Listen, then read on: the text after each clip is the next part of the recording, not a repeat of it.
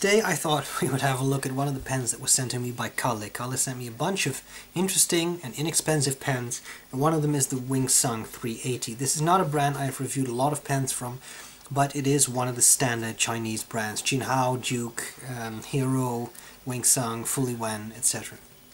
And I found this to be a fairly interesting model. It's all metal, it has stripes, and I think it looks kind of cool. It's a bit like a prisoner's outfit though, with the stripes, but an interesting slim pen. I know a lot of you like slimline pens, so it's interesting to try this out. Okay, let's start at the parts of the pen, and I'll tell you what I like about it and don't like about it, and then we'll do a writing sample. Top of the cap, finial, it's a bit of an indented thing there. It's kind of nice, I think. Then you have a clip that you have to admit is slightly Parker-esque in its looks. Not too tight, it's actually a decent bit of spring in there. And then you have the material. I don't know how well you can see this, but these are actually ribs. So it's a dark gray, almost a gunmetal I would say, and then silver colored ribs. All around, sort of a fluted design, I guess you could call that. Definitely interesting. On the cap band, it's just part of the cap, it's not a separate band, but it has two Chinese characters, which I'm assuming are Wing and Sung, and then 380, and that's all there's on it. The barrel tapers down, ends in some gold highlights, just like with the clip and the end of the cap. It pops open, and what makes this one special is the nib. It's a tubular nib. You see that? It goes all the way around the feed. Sorry. Of course, not something that was invented by Wing Sung. We've seen that before, tubular nibs.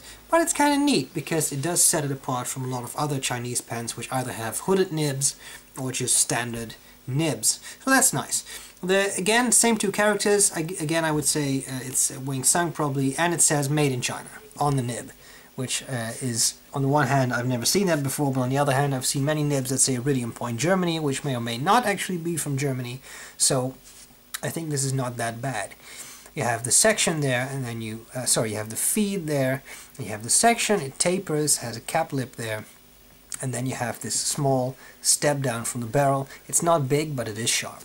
You unscrew the pen, and you get this interesting aromatic converter, again with the, I'm assuming, Wing Sung characters there, and very simple, stick it in a bottle of ink, you squeeze this, and you compress the sac, let go, and it will draw up ink. There you have the sac. The nice thing about that is that when you get it to work, it holds a decent amount of ink. The downside is that you can't really use cartridges if you are so inclined.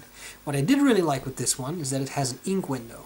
So you can see how much ink you have left right there because it's transparent. That's a cool feature. Alright, what do I like about the pen? What do I not like about the pen? Well, there are definitely things to like about it. Sorry, I think the barrel is nice, the design is nice, the stripe design looks pretty cool, looks fairly high-end I would say. It's all metal, so you get a good pen that is fairly robust. I like that tubular nib design.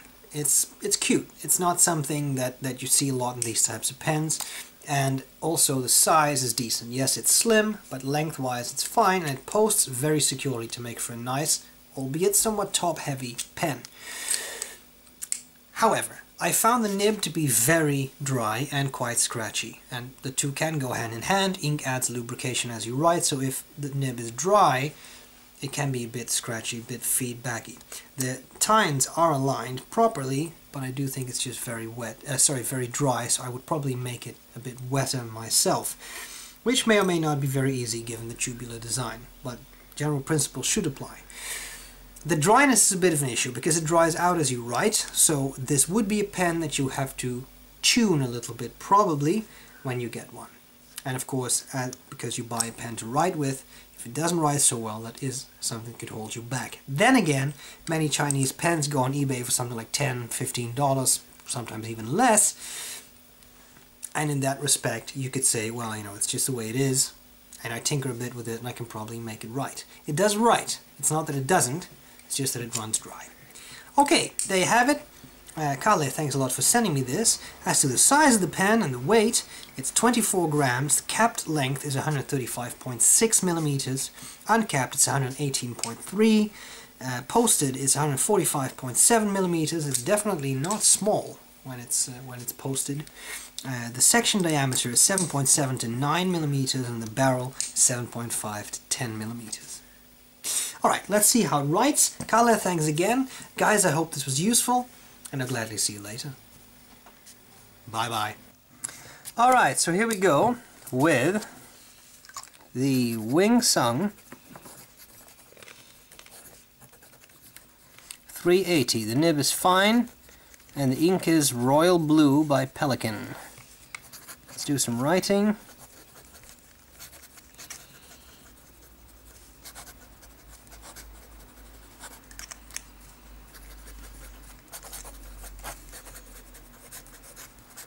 Writing is fairly scratchy.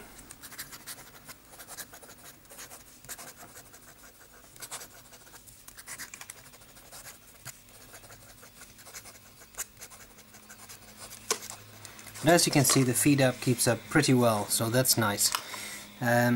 Wetness, well, I find this a very dry nib, as you can see there. Even though the ink is dry, I do think that the pen itself is just fairly dry too. Line variation, you can squeeze out a little bit.